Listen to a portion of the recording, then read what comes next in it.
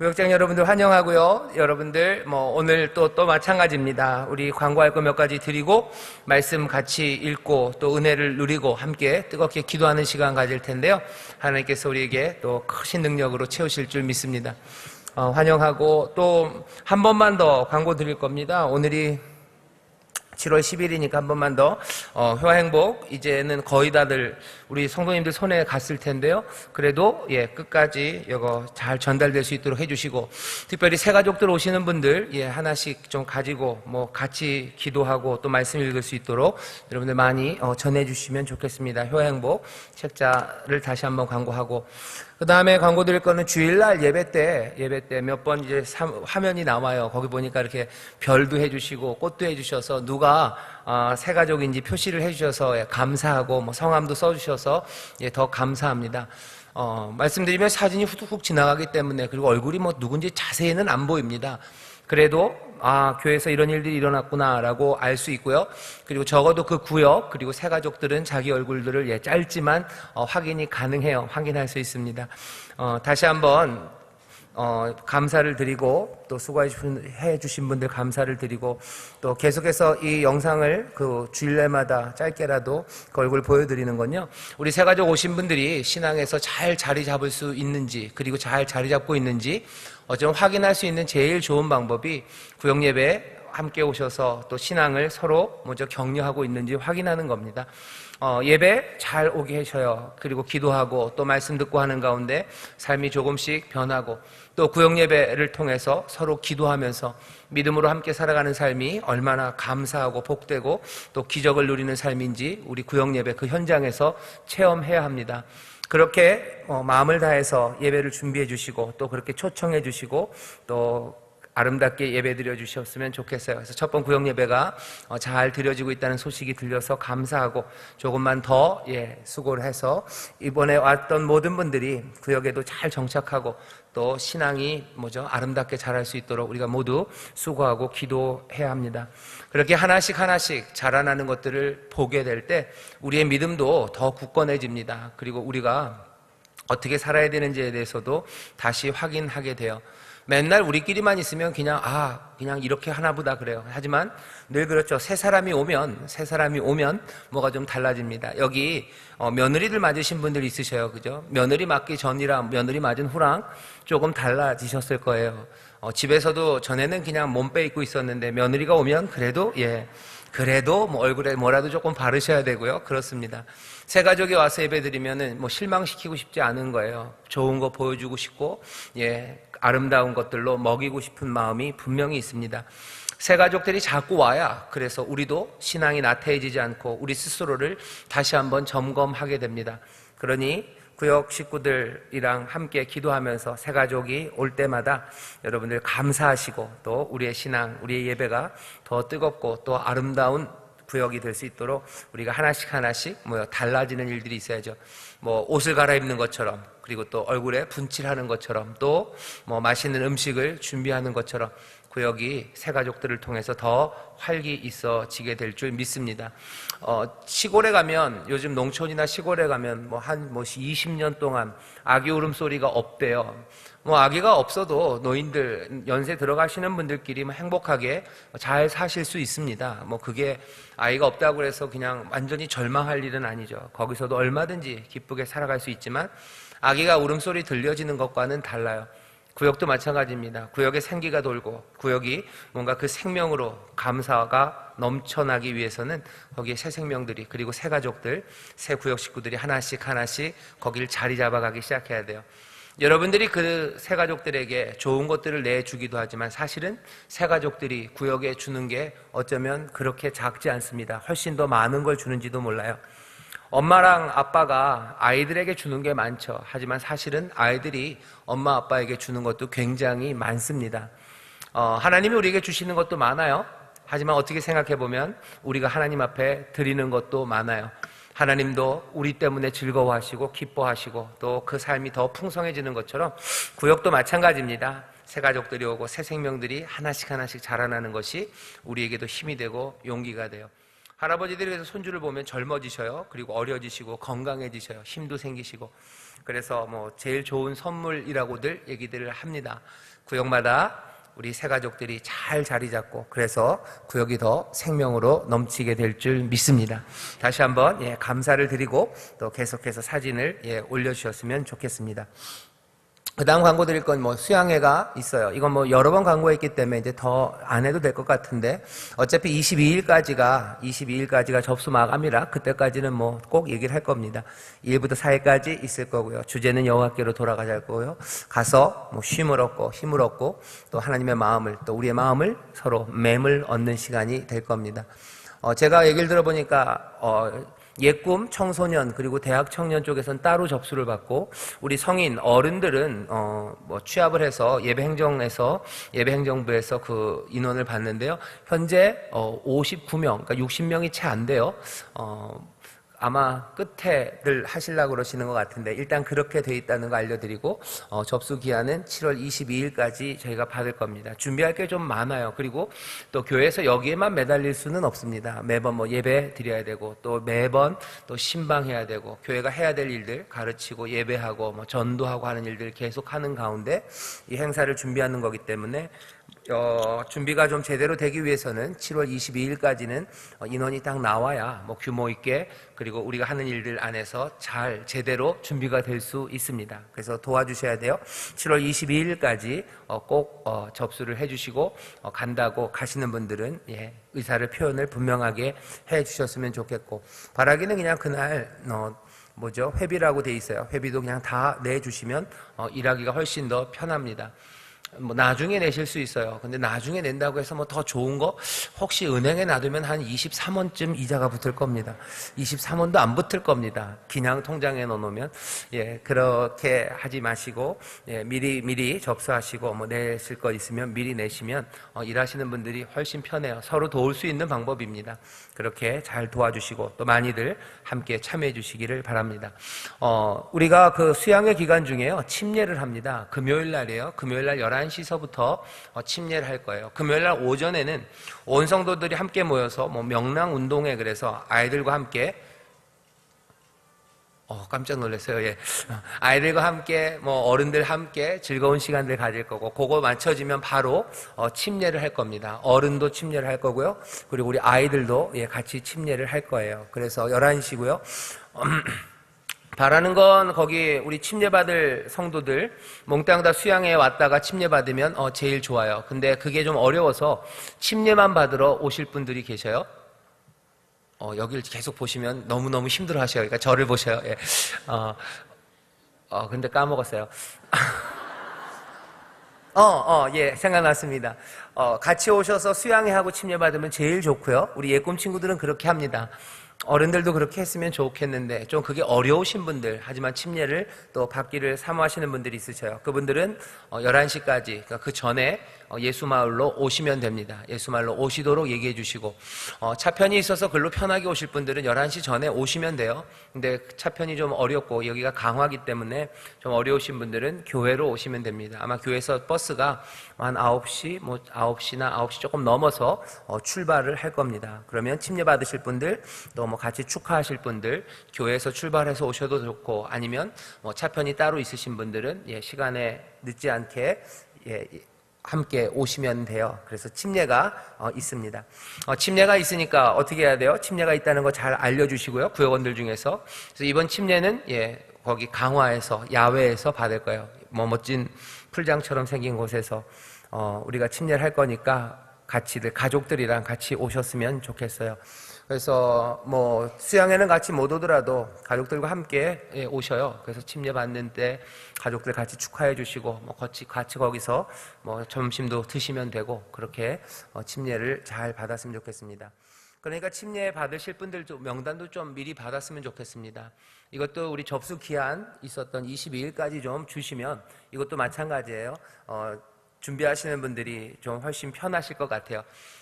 침례 가운도 준비를 해야 되고, 침례증도 좀 만들어야 되고, 아무래도 교회에서 하는 것보다 미리미리 준비해야 될 게 많기 때문에, 침례, 이번 주, 다음 주, 우리 성도들, 우리 구역원들한테 잘 얘기를 하셔서요, 누가 침례 받는지 좀 미리 알려주시면 또 준비하기가 좋을 것 같습니다. 다시 한번, 8월 3일날, 우리 수양의 기간 중에 강화에서 침례가 있습니다. 많이 기대해 주시기를 바랍니다. 또 하나 광고 드릴 건요, 여름 물놀이장을 여기다가 만들었어요. 지금도 공원에 가면, 약간 시체처럼 그게 이렇게 퍼져 있죠. 여름 물놀이장이 있는데요, 그거 만드느라고 우리 직원분들이 수고를 많이 하셨어요. 탈의실, 샤워실도 만들어 놓으시고, 또 그거 맨날 다시 올렸다가 내렸다가 물 채웠다가 그런 수고를 많이 해주시고, 또 우리 직원들 뿐만 아니라 그날 또 예꿈 선생님들이 수고를 많이 하셔요. 한 20명?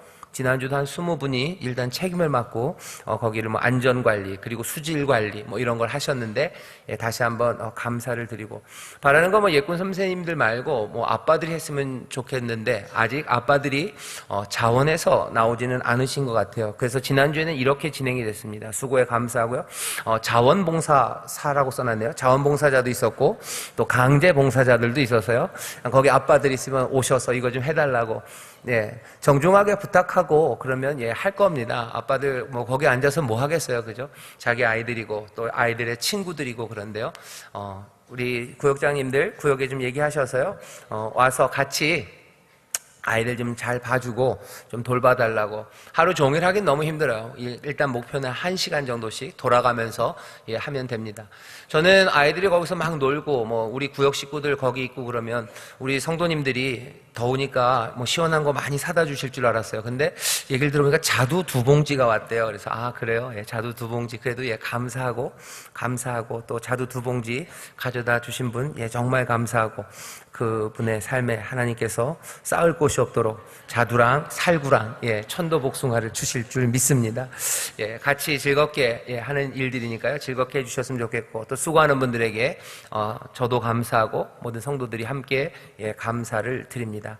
다시 한번 자원봉사자들 그냥 기쁘게 나오세요. 한번 했다가 끝까지 어떻게 아니요, 그렇지 않아요. 그러니까 1시간씩 와서 해주시고, 중고등 학생들한테도 좀 얘기를 하라고 얘기했어요. 중고등 학생들, 자기 동생들이에요. 그죠? 우리가 믿음 안에서 한 형제라면, 우리 애기들, 우리 동생들이죠. 동생들, 돌봐야 합니다. 돌보는 거 배워야 돼요. 동생을 돌보고 그리고 책임지고 그러는 일을 너무 못했죠. 애들이 동생이 없어요. 동네에서 자기 동생이 없으면 옛날에 그냥 동네 동생들이라도 데리고 다니고 책임지고 그랬는데, 이제는 그런 걸 아이들이 배울 기회가 없습니다. 그러니 어떻게 돼요? 그냥 무책임한 아이들이 되기가 너무 쉬워요. 그리고 그렇게 점점 그런 세대들이 자라갑니다. 그러니 다른 사람에 대해서 책임 못 지고 그냥 내 앞가림만 하려고 살아가요. 그러면 세상이 어떻게 될지 사실은 두려운 세상이에요. 사실은 그 전조들이 조금 보이고 있는 겁니다. 그렇게 우리가 한 20, 30년, 한 3, 40년을 그렇게 살아왔어요. 그러니 어떻게 되는 거예요? 당장 나타나는 게 아이를 안 낳아요. 왜냐하면 책임지는 거에 대해서 배운 적이 없어요. 그러니 아이를 못 낳는 겁니다. 힘들어도 사랑하는 아이들이고 내 동생들이고, 그러면 얼마든지 책임질 수 있고, 그리고 책임지면서 함께 있는 게 즐겁고 그것들을 배웠어야 되는데, 아이를 낳아서 기르는 걸 먼저 배워볼 수는 없어요. 그건 그냥 일생에 한 번, 어쩌면 가장 큰 일이죠. 그걸 배울 수 있는 건 어려서부터 내가 내 동생들, 내 친동생이 아니면 동네 아이들이라도 책임지고 그 아이들과 함께 하는 거, 힘들어도 그게 즐겁고 이게 좋은 일이다라는 걸 체득을 해야 되는데, 그게 안 돼서 아마 제 생각에는 엄마들, 이제 젊은 아빠들이 그것들을 배우지 못했기 때문에 아이를 못 낳는 것 같아요. 교회는 좀 달라야 될 것 같습니다. 책임지는 거 가르쳐야 돼요. 왜 애들을 부려먹냐? 아니요, 부려먹는 거 아닙니다. 애들 부려먹는 거 아니고. 그래서 생각하는 건 중고등부, 주일날도 그렇고 토요일날도, 그래서 교회 청소도 좀 시켜야 될 것 같고, 일해야 될 것 같고, 자기들이 책임지는 거 하나씩 배워가야 돼요. 그걸 다 해준다고 그래서 전혀 유익이 되지 않아요. 유익이 되지 않습니다. 수고하고 일하고 책임지고 그런 것들 어려서부터 안전한 데서 해야 돼요. 밖에서 하면 안 됩니다. 어제 제 작은 녀석이 그러더라고요. 아빠 너무 침울해요. 그래. 왜? 날씨가 흐려서. 사실 날씨가 흐려서가 아니에요. 밖에 비가 오니까 얘가 축구를 못해서 침울한 거예요. 그러면서 이제 근질근질한 거예요. 나가고 싶으니까. 아빠, 나는 무슨 대중교통을 타고 어디 가는 게 그렇게 좋대요. 왜 그러나 그랬더니 핸드폰이 계속 울리고 있어요. 그래서 왜 네 핸드폰을 이렇게 울고 있니? 그랬더니 친구들이 을왕리를 가자 그런대요. 을왕리 갈 사람을 모집한대요. 중1이 무슨 을왕리를 가냐? 그러니까 우리 그래도 애들이 많아서 괜찮대요. 몇 명인데 14명이래요. 야, 14명 중1이 가봤자 을왕리 거기 무서운데야? 그랬더니 아니래. 자기 친구 중에 180이 있대요. 걔는 그러면 맞기가 좋은 거야. 어쨌든 그 녀석이 그래요. 어디 가고 싶대요. 어디 가고 싶고 어디 가보면 좋겠고 그런 얘기를 합디다요.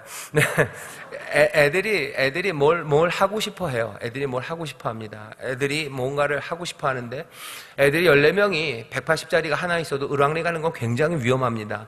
거기서 뭔가를 배울 수는 없어요. 그건 너무 위험해요. 하지만 교회는 훨씬 안전해요. 여기서는 뭔가 해볼 수 있어요. 해다가 뭐가 잘못돼도 얼마든지 용서하고 또 얼마든지 받아들일 수 있는 곳이에요.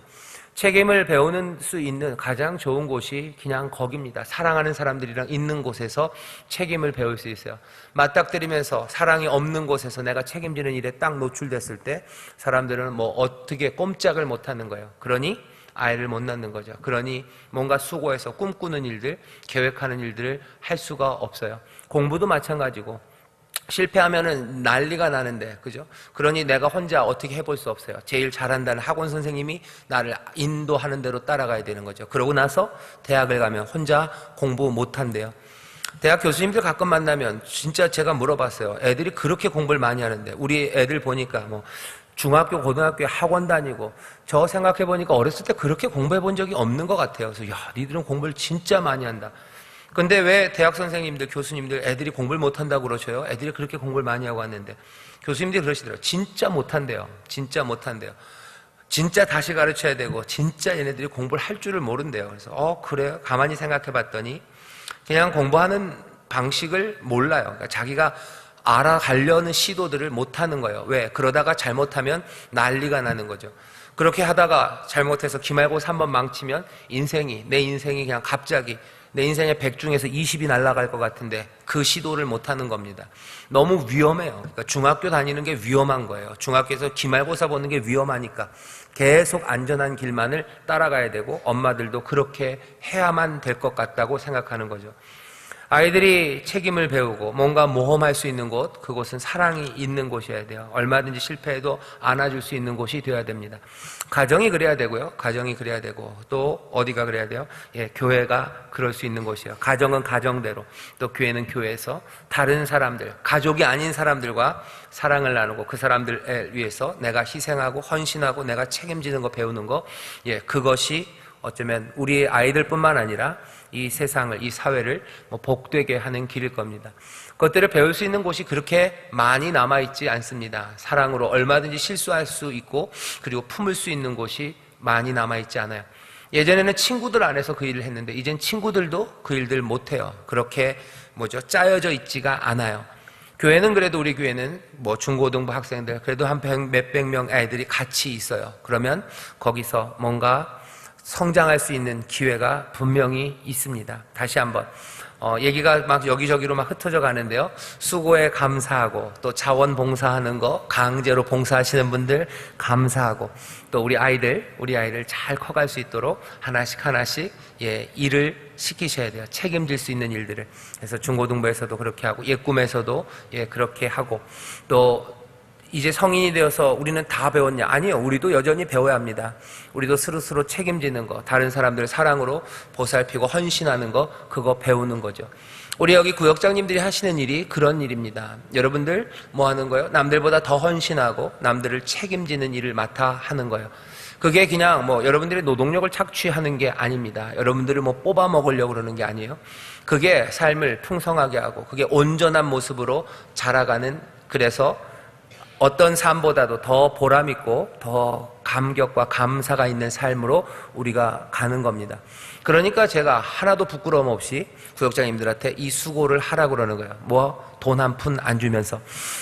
돈 한 푼 안 주면서 하라고 얘기할 수 있는 건 왜 그런가요? 이게 우리의 삶을 복되게 할 것을 믿기 때문에, 우리 사랑하는 구역장님들 수고하시라고, 헌신하시라고, 아주 뻔뻔하게, 그리고 떳떳하게, 그리고 자랑스럽게 여러분들에게 권하는 겁니다. 수고하는 일에 여러분들 기쁨으로 나오시기를 주의 이름으로 축원합니다. 그것이 우리의 삶을 풍성하게 만들고 우리뿐만 아니라 우리 주변에 있는 많은 사람들에게 좋은 복을 나눠주는 그런 귀한 삶이 될 줄 믿습니다. 옆에 있는 분들에게 서로 인사하시죠. 감사합니다. 감사합니다. 감사합니다. 감사합니다. 감사합니다. 인사를 따뜻하게 하셨나요? 네, 이제는 조금 뻔뻔하게 수고하셔요 라고 얘기해요. 수고하셔요. 수고하셔요. 수고하셔요. 수고하십시오. 헌신하십시오. 여러분들 수고 헌신이 참 감사하고 또 하나님께서 기뻐 받으시고 또 주님 어떻게 하셔요? 주님은 그렇다고 가만히 또 가라고 하셔요. 또 가라. 이게 복된 삶이기에 가라고 하시고, 이게 우리의 삶을 더 풍성하게 하기에 너의 삶을 내어놓으라고 예수님 말씀하시는 거예요. 주라. 그리하면 너에게 돌려준대요. 그러니 계속해서 가라고 하시죠. 주라 말씀하십니다. 다시 한번 우리 가운데 정말로 안전한 수고가, 그리고 또 아주 평안 가운데 책임을 배우는 그 일들이 또 그렇게 풍성해지는 복된 교회가 될 줄 믿습니다. 이건 모든 일에 그래요. 모든 일에 그렇습니다. 자, 이제 하나님 말씀 같이 읽겠습니다. 히브리서 9장입니다. 아이고 저런, 제가 이 말씀을 잘 못 고쳤어요. 제목만 바꾸고 이걸 하다가 컴퓨터가 조금 이상해졌어요. 너무 핑계 같죠? 9장 23절입니다. 여기 잘못 썼어요. 제가 못 고쳤습니다. 히브리서 9장 23절부터 28절입니다. 제목은 우리의 대제사장은 다시 오실까입니다. 히브리서를 여러분들 펴시죠. 23절서부터 28절까지입니다. 다 찾으셨는데요. 우리 한 목소리로 봉독하겠습니다. 그러므로 하늘에 있는 것들의 모형은 이런 것들로서 정결케 할 필요가 있었으나 하늘에 있는 그것들은 이런 것들보다 더 좋은 제물로 할지니라. 그리스도께서는 참 것의 그림자인 손으로 만든 성소에 들어가지 아니하시고 오직 참 하늘에 들어가사 이제 우리를 위하여 하나님 앞에 나타나시고 대제사장이 해마다 다른 것의 피로써 성소에 들어가는 것 같이 자주 자기를 드리려고 아니하실지니 그리하면 그가 세상을 창조할 때부터 자주 고난을 받았어야 할 것이로되 이제 자기를 단번에 제사를 드려 죄를 없게 하시려고 세상 끝에 나타나셨느니라.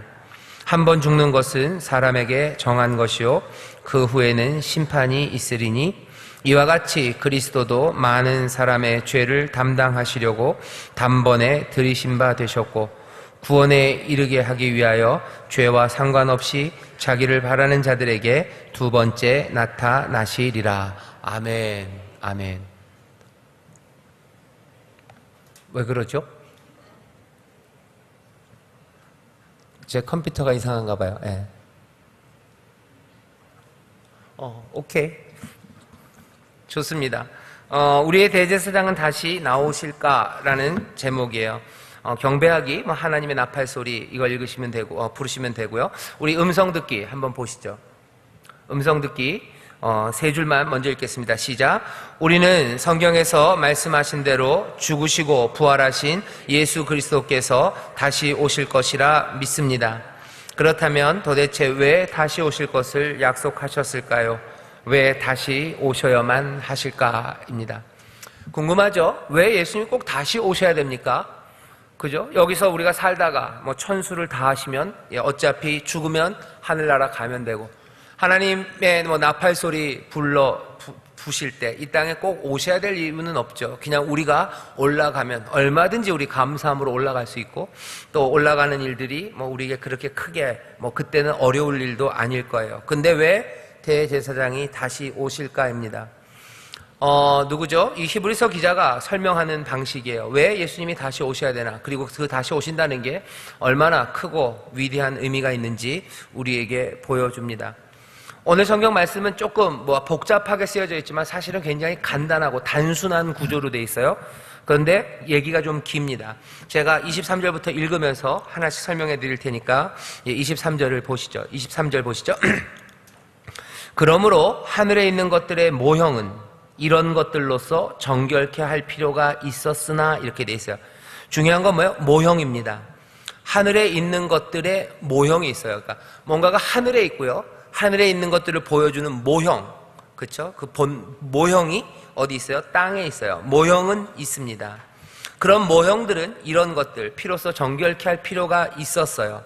하지만 하늘에 있는 것들, 이거는 모형이 아니라 하늘에 있는 진짜 실체입니다.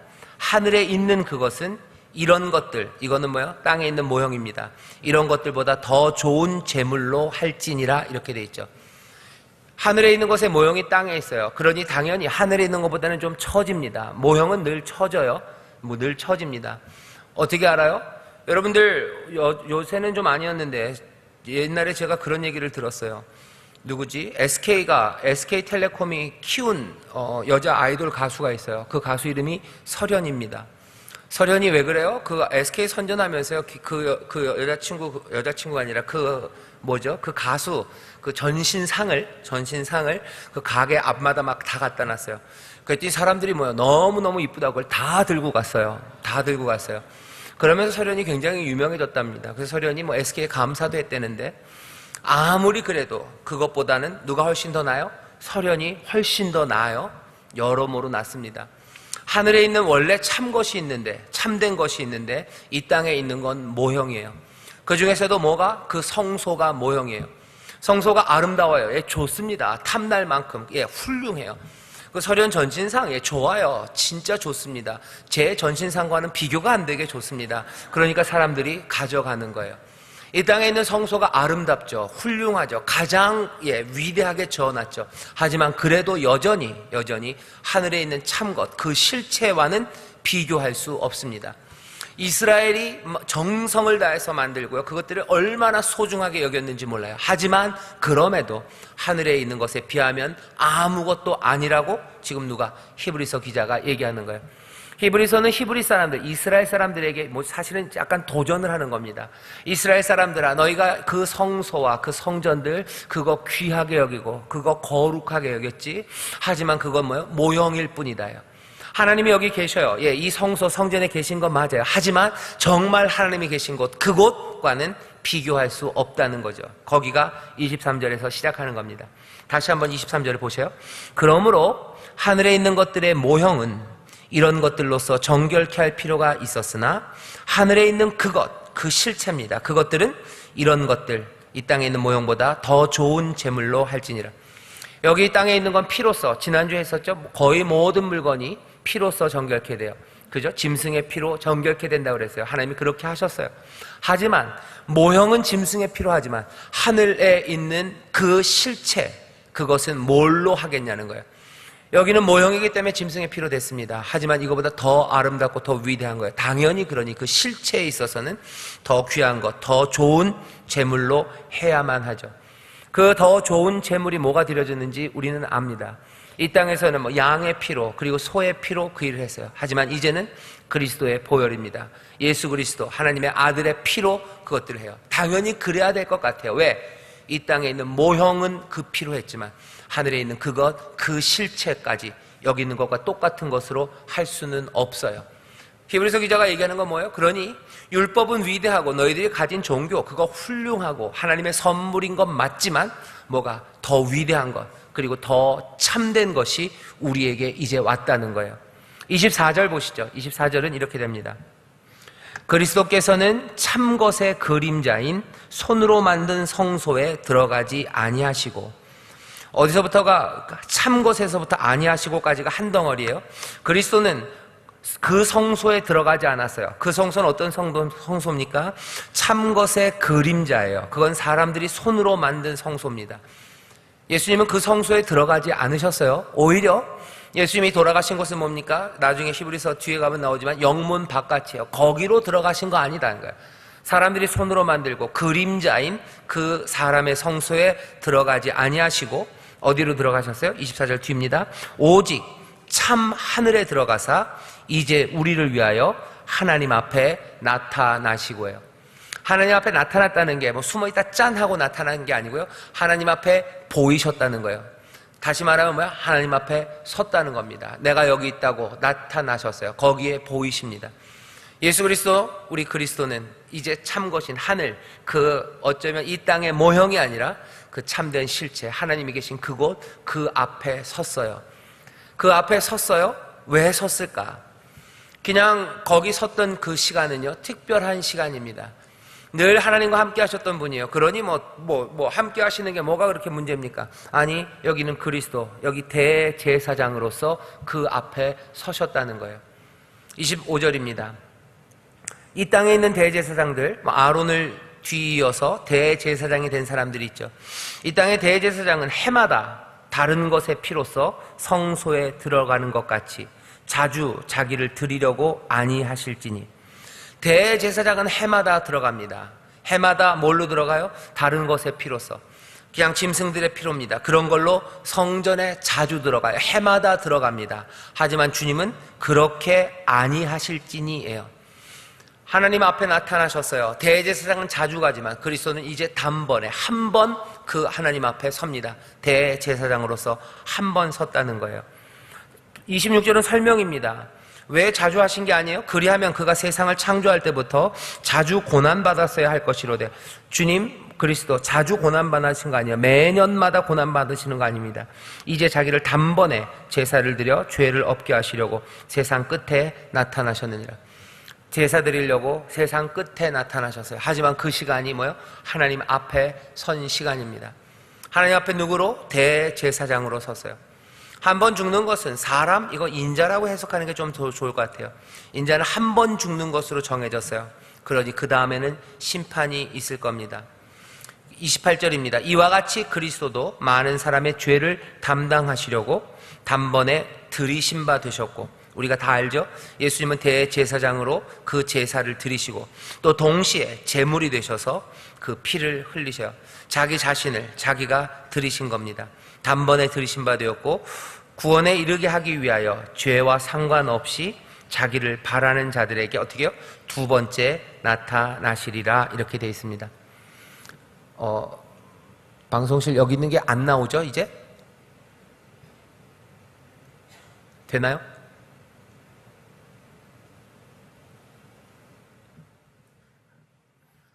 안 되는구나. 안 되는구나. 잠시만요. 제가 한 번만 더 해볼게요.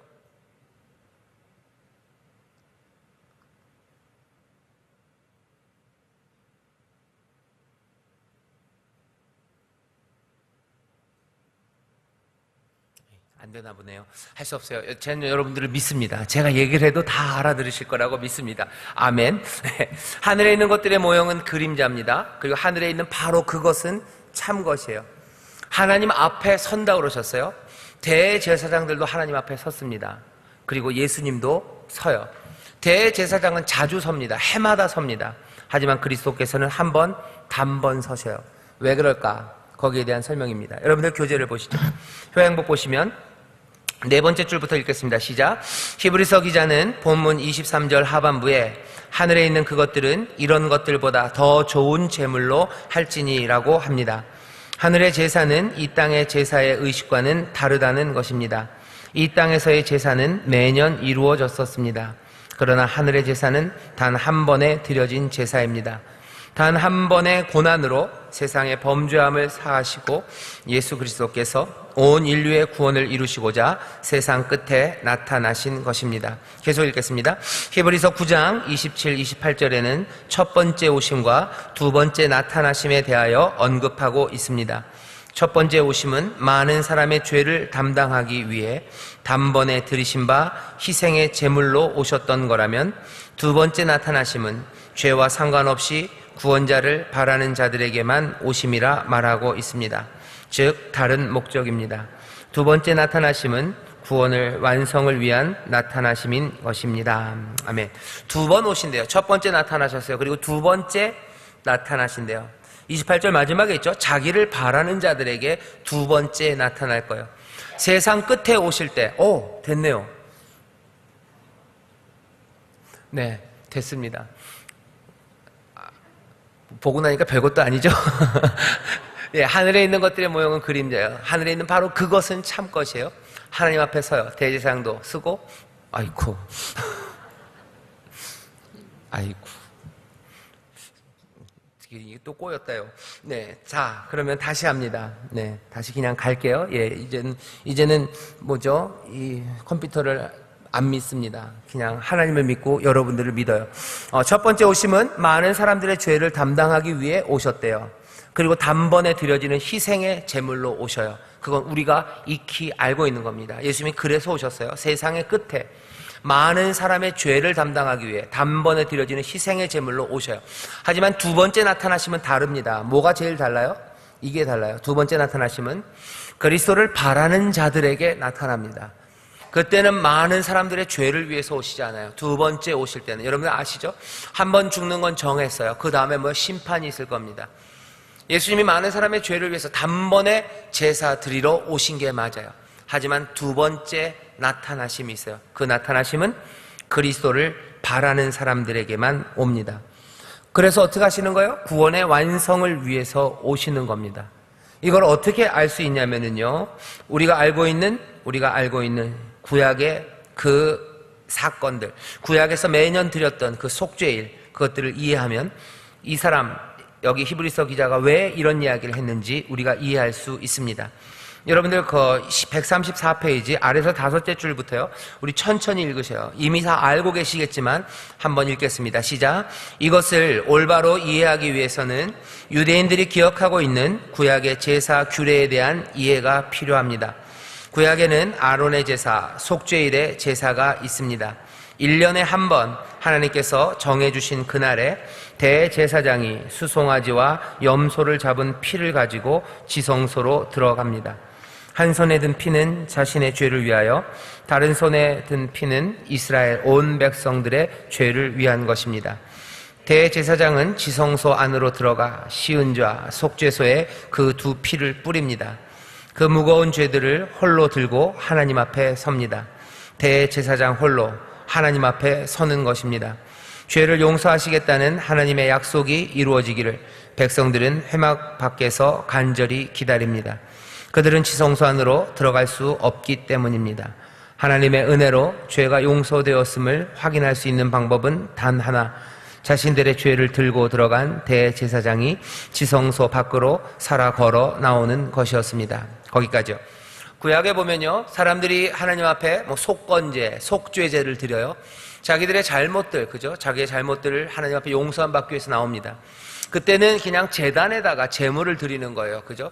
그 희생 제물에 자기의 죄를 뭐 전가하는 것처럼, 예, 안수하고, 그 다음에 그 짐승을 잡아요. 그리고 그 짐승을 하나님 앞에 드립니다. 그렇게 제사를 드려요. 그거는 아주 엄밀한 의미에서는 자기가 모르고 지은 죄예요. 부지불식간에 지은 죄들. 내가 하나님 앞에 꼭 나쁜 의도는 아니었는데 잘못한 것들이 있어요. 그러면 하나님 앞에 나와서 용서를 구합니다. 제물을 드리며 용서를 구해요. 하지만 그것 말고 드려지는 욤키퍼라고요, 속죄일의 제사가 있어요. 사람들은 그렇게 이해합니다. 어쩌면 그냥 수시로 드려지는 속건제들이라고 불려진 그거, 때로는 속죄제라고도 불려지는 그것들은 의도하지 않은, 아주 흉악하고 야비하지 않은 죄들이에요. 나의 잘못을 하나님 앞에 나와서 용서를 구하는 겁니다. 그렇게 생각하면 뭔가 우리가 실수한 거, 잘 몰라서 잘못한 것들에 대해서도 우리가 책임을 져야 돼요. 하나님 앞에 용서를 구해야 돼요. 왜? 내가 그렇게 잘못함으로 하나님의 마음이 상하시고 또 내 이웃들의 삶이 어려워졌기 때문에 거기에 책임을 지는 겁니다. 하지만 그것 말고 진짜로 야비하고 아주 의도적이고, 그리고 하나님 앞에 심각하게 지은 범죄들이 있어요. 그 죄들은 어떻게 하냐는 거예요.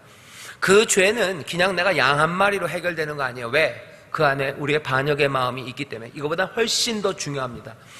그냥 양 한 마리로 해결됩니까? 아니요, 안 돼요. 그건 어떻게 해야 돼요? 이게 한 사람만 그런 게 아니라 온 이스라엘이 해마다 죄를 져요. 그러니 어떡합니까? 하나님은 아셔요. 그래서 그 문제를 해결할 방법으로 대제사장에게 1년에 한 번 그 대속죄일이 될 때 너 모든 백성들의 죄를 다 들고 내 앞으로 나오래요. 지성소, 그 하나님이 계신 그곳, 그 성소 안에는요, 사람들이 사실은 뭐 떡을 밖으로 들어가요. 그죠? 거기 떡이 있고 향이 잘 타고 있는지 사람들이 일하러 조심조심 들어갑니다. 대제사장은 1년에 한 번 들어가는 거예요. 한 번 들어갑니다. 그건 뭐야? 다른 것 때문에 뭐 들락날락 할 수도 있어요. 하지만 하나님 앞에 정말로 정식으로 굉장히 큰 의무를 가지고 그리고 기대와 소망 가운데, 아니 두려움과 떨림으로 나가는 날은 대제사장이 딱 1년에 한 번, 그날이에요. 그 속죄일이 되면 그 피를 들고 하나님 앞에 갑니다. 하나는 자기를 위해서, 하나는 그 백성들을 위해서요. 그리고서는 하나님이 계시다는 그 속죄소, 시은자, 그 법궤 위, 언약궤 위, 그곳에 그 피를 뿌려요. 하나님은 약속하셔요. 너희가 그렇게 하면 내가 용서하겠다 말씀하셔요. 그러고는 어떻게 되는 거예요? 그 모든 예식이 끝나고 제사장은 거기 그 지성소에서 나옵니다. 백성들은 회막 안으로 들어올 수 없어요. 모두 다 그 바깥에서 기다립니다. 그날은 어디서 무슨 놀고 있는 거 아니에요. 다 그 앞에 나와야 돼요. 왜? 우리의 모든 죄의 삭은 사망이라는데 우리의 죽고 사는 일이 여기 달려있어요. 주가 용서하셔야 우리는 살아요. 그러니 모든 사람들이 떨리는 마음으로 그 회막문 앞에서 기다립니다. 대제사장이 나오기를 기다려요. 대제사장이 나왔다는 얘기 뭡니까? 하나님께서 또 우리를 용서하셨다는 거예요. 이스라엘은 그 용서를 실제로 받아들여요. 실제로. 내가 잘못한 거 많아요. 우리가 알고 지은 죄들 많고 내 야비함이, 내 안에 있는 죄악된 것이 하나님의 말씀대로 아주 고의로 지은 죄들이 내게 있음을 압니다. 하지만 하나님의 용서하심을 바라며 모두가 다 1년에 한 번 그 앞에 나오는 거예요. 그리고 제사장이 나올 때 그들은 하나님이 용서해 주셨으면 뭐예요? 확신합니다. 거기에 뭐죠? 뭐 아닌 사람들도 있겠지만 턱을 끈 만큼도 의심하지 않아요. 하나님이 용서하셨다요. 그때부터 자유롭죠. 그러니까 사람들이 얘기하는 거예요. 유대인들이 좀 뻔뻔하다는 얘기를 많이 해요. 왜? 그 사람들 하나님의 용서를 아주 액면 그대로 믿습니다. 내가 잘못한 거 많아요. 하지만 하나님이 우리를 용서하셨으니 우리는 용서함 받았어요. 얼마든지 기쁨으로 살아가기 시작하고요. 다시 새로운 출발들을 합니다. 하나님이 이스라엘에게 그 은혜를 주셨어요. 그리고 히브리서 기자는 뭐라 그래요? 그 몽땅 다 하늘에 있는 것들의 모형, 그림자래요. 이 이야기를 이해한다면 여기 대제사장이 하나님 앞에 나오는 건 자주 해야 돼요. 하지만 이제는 아닙니다. 대제사장인 예수 그리스도는 하나님 아버지, 그 용서하시는 분, 어쩌면 또 심판하시는 그분 앞에 대제사장으로서 단번에 나타나시는 거예요. 뭘 들고? 피를 들고 옵니다. 대제사장이 그 성소에 들어갈 때 피를 드는 것처럼 자기의 피를 들고 그 앞에 서는 거예요. 어떻게 하실까? 어떻게 하실까? 우리는 그리스도가 하늘에 올라가신 걸 알아요. 왜? 거기 성소로 들어간 것처럼 하늘의 성소, 하늘로 올라가셨어요. 그러니 우리는 기다립니다. 누구처럼? 이스라엘 백성들이 대제사장이 다시 내려 나오기를 기다리는 것처럼 우리는 주님이 다시 오기를 기다려요. 그래요? 그때까지는 안 된 거예요? 아니요. 우리는 그렇게 됐을 거라고 믿습니다. 하지만 다시 나타나시는 시간이 있는 거예요. 히브리서 기자는요, 굉장히 현실적입니다. 우리한테 얘기하는 거야. 너네들 예수님이 하늘로 올라가시는 것만 봤지 아직 내려오는 거 못 봤지 않냐는 거예요. 아직 못 봤죠. 우리 못 봤습니다. 그런데 나타나실 겁니다. 진짜 나타나실 겁니다. 그건 뭐예요? 우리를 향한 그 용서와 그 구원이 온전히 이루어졌음을 확인하는 거예요. 누구에게? 바라는 사람들에게. 회막문 앞에서 바라는 사람들에게. 회막문 앞에 이스라엘이 어떻게 섰을 것 같아요? 간절함입니다. 기대입니다. 그리고 떨리는 마음으로 대제사장이 나오기를 기다리며 서 있는 거예요. 우리의 신앙을 그렇게 설명하는 겁니다. 우리는 대제사장, 참된 대제사장 예수 그리스도가 다시 오기를 기다려요. 우리는 믿습니다. 어떻게 믿어요? 대제사장, 영원한 대제사장이 이 땅에 있는 다른 피들이 아니라 그 순결하고 순전한 그 몸이 거기에 제물로 드려졌으니 이게 하나님 아버지의 그 선하신 뜻 안에서 이루어진 일이니 반드시 용서하시고 우리에게 구원을 주심을 우리는 믿는 거예요. 확인은 어떻게? 나오는 겁니다. 이스라엘도 믿어요. 믿으면서 기다리는 겁니다. 하지만 떨리죠. 떨리는 믿음으로 대제사장이 나오기를 기다리는 것처럼 우리도 마찬가지라는 거예요. 예수 그리스도 하늘에 가신 거 확실해요. 그러니 나타나실 거 확실해요. 왜 오셔야 돼요?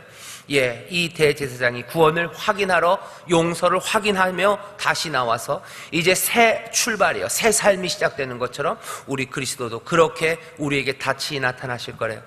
다시 한번 요한계시록까지 붙여놓으면 뭡니까? 그렇게 오시니 이제 새 출발입니다. 새 하늘, 새 땅이에요. 이전 것들은 다 사라져요. 그 영광의 새 예루살렘이 우리 가운데 임하고 우리는 그 가운데서 다시 노래하고 찬송하면서 해야 하는 것 없어요. 눈물 없습니다. 주님과 함께 다스리며 새롭게 그 구원의 놀라운 영생을 누리며 살 거예요.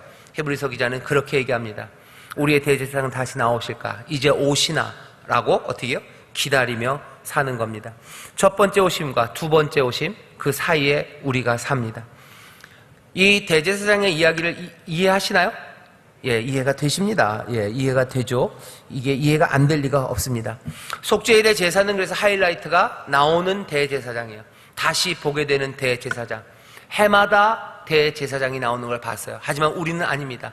우리도 해마다 나왔으면 좋겠어요. 근데 아니에요. 우리에게 더 위대한 구원이기에 이건 뭐야? 한 번입니다.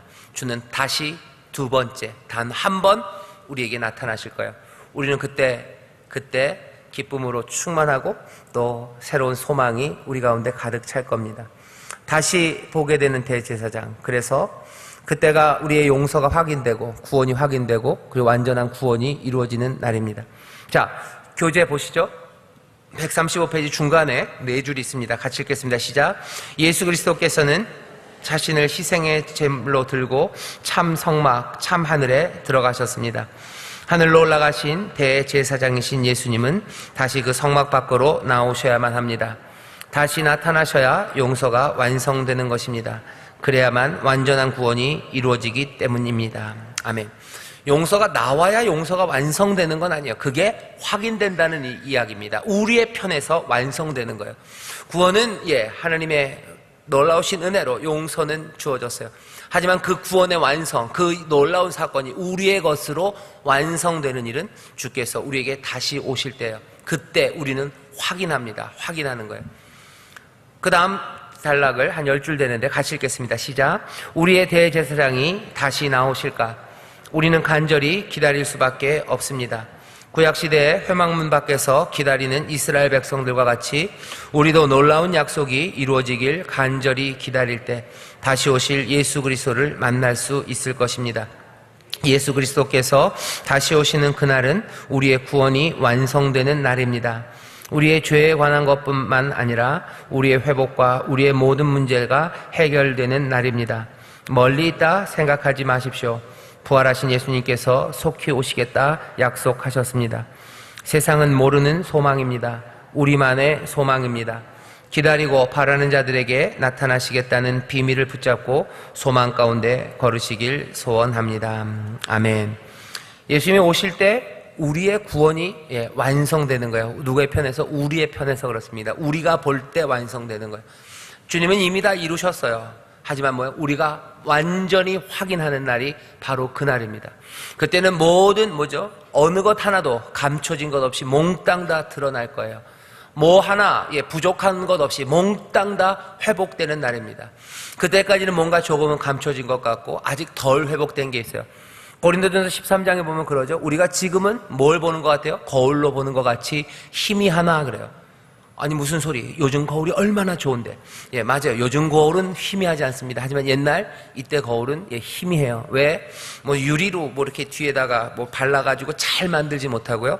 그냥 금속들, 그죠? 노시나 이런 거 잘 닦아서 광을 내서 보는 거예요. 조금 찌그러지면 찌그러져 보이고. 그러니까 사람들이 거기에 비춰보는 것보다 뭘 더 좋아해요? 맑은 물에 비춰보는 걸 더 좋아해요. 근데 맑은 물, 그렇게 고요한 물이 없으니까 그거 이렇게 멋지게 만들어서 거울을 해놨죠. 여기 있는 이 거울이 희미한 것처럼 우리의 구원이 완성될 때는 그것들 없을 거예요.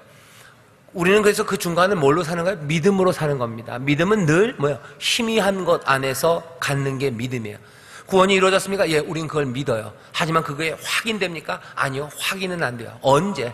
두 번째 나타나실 때. 대제사장이 나오실 때 구원은 다 이뤘다고 우리가 확인할 수 있어요.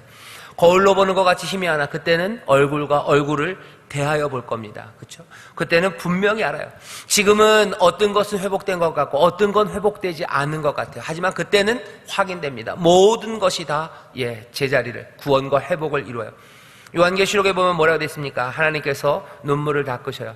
그리고 생명수, 그 생명수 강으로 나와서 먹으래요. 생명나무 그 열매들은 그냥 그 생명수 강 따라 그냥 널려 있어요. 거기서 12진주문, 그 황금길, 생상할 수 있는 모든 온전함과 완전함, 그 풍요로움, 회복, 그 모든 것들이 새롭게 시작되는 구원과 회복의 그날을 우리가 확인할 겁니다. 지금은 구원이 안 이루어졌습니다. 아니요, 지금은 구원이 이루어졌습니다. 어떻게? 우리는 믿음으로 합니다. 하지만 두 번째 나타나실 그때는 우리가 그것들을 확인하는 날이에요. 확인할 것들을 우리는 뭐예요? 지금 기다리며 삽니다. 여기 오늘 여러분들 있는 교재 제일 마지막 줄에서 한 줄 위에 기다리고 바라는 자들에게 나타나시겠다는 비밀을 붙잡고 소망 가운데 걸으시길 소원합니다. 이렇게 되어 있어요. 세상은 모르는 소망입니다. 그리고 세상은 끝까지 모를 겁니다. 두 번째 나타날 때 누구에게 나타나신대요? 이거 기다리는 사람들, 자기를 바라는 사람들이에요. 바란다라는 게 뭐예요? 소망입니다. 그죠? 자기를 소망하느니, 그리스도를 소망하느니, 그리스도의 구원과 회복을 소망하는 사람들에게 나타나요. 히브리서 보면요, 소망과 믿음은 서로 왔다 갔다 합니다. 어떻게 알아요? 우리가 잘 아는 히브리서 11장 1절에 보면 뭐라 돼 있어요? 믿음은 바라는 것들의 실상이래요. 바라는 게 뭐예요? 소망입니다. 믿음은 소망의 실상이에요. 그리고 보지 못하는 것들의 증거입니다. 믿음은 늘 희미해요. 보이지 않아요. 그건 소망입니다. 그리고 그거는 믿음이에요. 믿음과 소망이 확 갈리고 늘 믿음, 소망, 사랑 그러니까 그 두 개가 아니면 세 개가 완전히 다른 것 같지만 아닙니다. 이게 뭐예요? 어느 정도는 많이 섞여 있어요. 특별히 믿음과 소망은 히브리서 안에서 많이 섞여 있어요. 바라는 사람들, 결국 믿는 사람들이야. 희미하니까 믿는 겁니다. 희미하니까 보이지 않으니까 소망하는 거예요. 뭘? 막연합니까? 아니요. 반드시 다시 두 번째 나타나실 겁니다. 우리의 구원이 확인될 거예요. 그러니 어떻게 해요? 우리는 지금 그 구원을 믿으며 살아가는 거예요. 구원이 확인될 날, 두 번째 오시는 날 확인됩니다. 확인되는 날은 있을 거고 우리는 그때까지 뭘로 산다고요? 바라는 사람들, 믿는 사람들, 소망하는 사람들이에요. 뭘? 그리스도가 우리의 모든 죄를 감당하셔서 우리에게 용서가 임했고 이제는 하나님 우리 아버지께서 우리에게 복 주시는 그 은혜, 뒤에 11장으로 하면은 우리에게 아버지는 상 주시는, 선물 주시는 이심을 믿는 그 믿음과 소망으로 우리는 그렇게 믿음으로 살아갑니다. 그게 히브리서가 우리에게 알려주는 거예요. 오늘 우리는 대제사장을 기다리며 살아가는 삶이 뭔지를 압니다. 기다림이에요. 어떤 기다림이에요? 확인을 위한 기다림입니다. 확인을 위한 거지 아직 이루어지지 않은 일을 기다리는 건 아니에요. 이루어졌다고 우리는 믿어요. 뭘 기다려요? 확인을 기다려요. 그 확인은 점점 더 간절하게 기다리게 됩니다. 왜? 우리가 알아요. 믿음과 소망으로 산다는 게 얼마나 아슬아슬한 일인지를 알아요. 믿음은 늘 흔들릴 수밖에 없어요. 소망은 늘 도전받습니다. 왜? 보이지 않고 확인되지 않은 것이기 때문에 그래요. 뭔가 확인된 거라면 떨리지 않아요. 하지만 확인이 안 됐어요. 분명히 믿습니다. 하지만 확인은 안 됐어요. 그 믿음이 클수록 덜 떨릴 겁니다. 하지만 그런데도 여전히 확인은 안 된 거예요. 이런 식이죠. 내가 배가 고파요. 배가 뒷다리 고픈데 우리 엄마가 집에다가 밥을 해놨을 거라고 나는 믿어요. 하지만 확인은 안 됐어요. 확인은 안 됐어요. 시간이 갈수록 배는 더 고파지고 집에 가까울수록 어떻게 돼요? 아슬아슬하죠. 우리 엄마가 밥을 안 해놓은 건 아니까. 믿습니다. 믿으니까 어떻게 하는 거예요? 길 가다가 떡볶이 안 사 먹는 거예요. 왜? 엄마가 맛있는 밥을 해놓으셨기 때문에.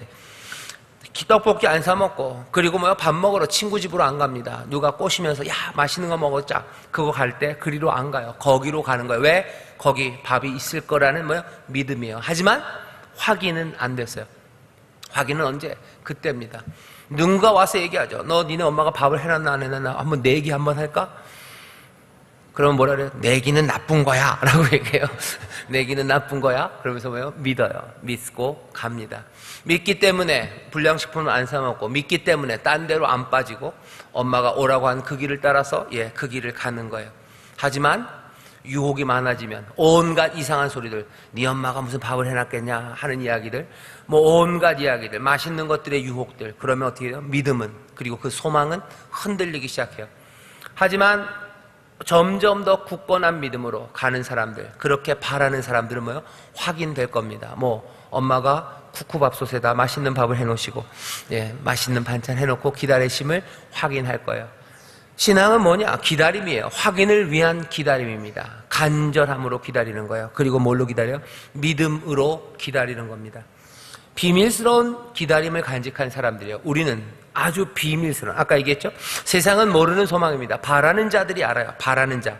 죄와 상관없이 자기를 바라는 자, 그리스도를 바라는 자들에게 두 번째 나타나신대요. 세상은 모르고 우리만 아는 이 비밀들, 이 소망, 이것들 마음에 붙잡고 믿음으로 걸어가요. 여러분들, 비밀스러운 기다림을 간직한 사람들, 비밀스러운 기다림을 간직한 사람들, 그 사람들이 어떻게 걷는지 생각해 보시면 돼요. 믿음의 사람들은 그렇게 걷습니다. 당연히 이 사람은 여기서 멈춰야 돼요. 하지만 이 사람에게 뭐가 있어요? 비밀스러운 기다림이 있어요. 비밀스러운 소망이 있어요. 너들은 모르지만 나는 아는, 우리는 아는 소망이 있어요. 그러면 모든 다른 사람들은 여기서 멈춰야 될 것 같아요. 하지만 이 사람은 뭐예요? 더 갑니다. 왜 더 가요? 다른 사람들은 모르는 소망, 그 믿음이 있기 때문에 그래요. 나중에 이제 또 얘기하겠지만 10장 마지막에 가면 그러죠. 믿음이란 건 뭐냐? 믿음은 침륜에 빠지지 않아요. 뒤로 물러가지 않아요. 다 물러가야 된다고 얘기하고 다 주저앉는 게 맞다고 얘기할 때 믿음은 뭐야? 앞으로 갑니다. 뒤로 물러나지 않고 앞으로 가요. 왜? 이 사람에게는 비밀스러운 소망이 있어요. 세상은 알지 못하는 것이 있어요. 우리는 그걸 뭐라고 불러요? 믿음이에요. 바라는 것들, 보지 못하는 것들의 증거, 그 증거를 붙잡고, 확인은 안 됐어요. 증거일 뿐입니다. 아직도 증거예요. 뭔가 분명히 확인할 수 있을 만큼일 거예요. 하지만 정말 확인은 아닙니다. 우리는 증거를 붙잡고 그 믿음, 그 소망을 가지고 비밀스러운 기다림, 그것들을 간직한 사람처럼 걸어가는 거예요.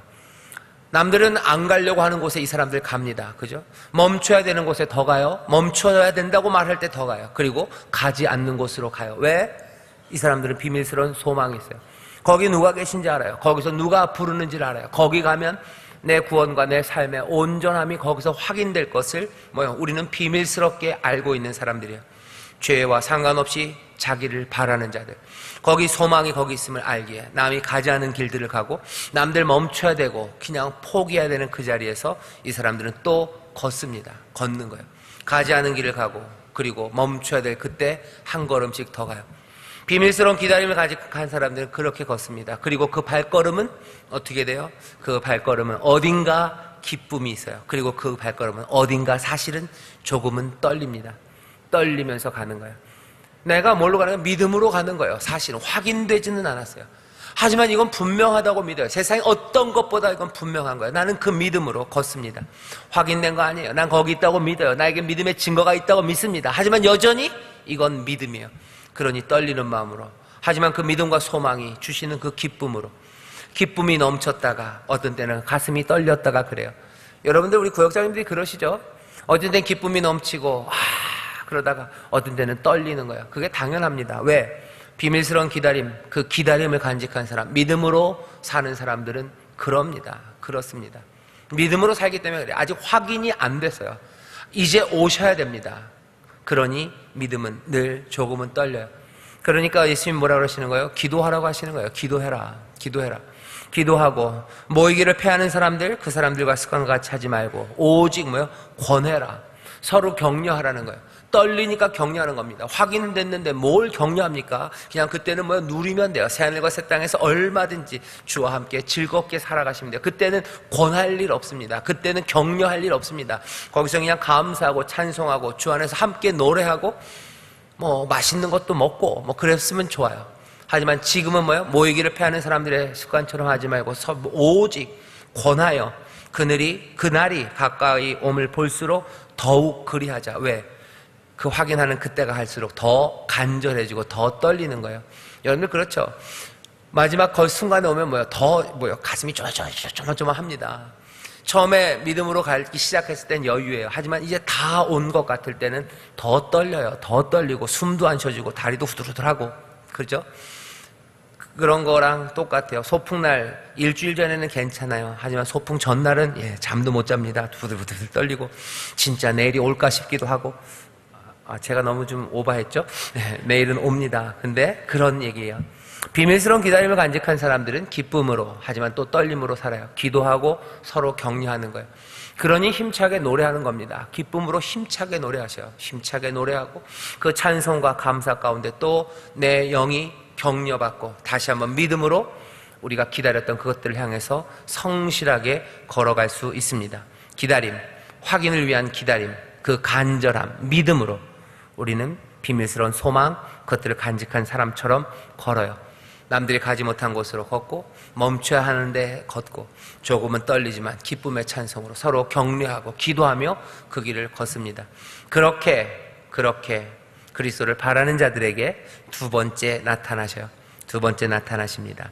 우리의 구원을 확인해 주시는 그날이 우리 가운데 속히 올 줄 믿습니다. 다시 한번 구원을 확인하는 날이에요. 그렇다고 해서 구원의 증거가 하나도 없는 건 아닙니다. 여전히 우리 가운데 프루프, 증거들은 있어요. 하지만 확인은 아닙니다. 증거랑 확인이 조금 달라요. 조금 다릅니다. 그죠? 뭐예요? 엄마가 맛있는 밥을 해놨다는 증거가 있어요. 왜? 내가 우리 동네 어귀를 지나갔을 때 뭐가 나요? 맛있는 냄새가 나요. 냄새가 나는 걸 보니 우리 엄마가 밥을 해놓은 것 같아요.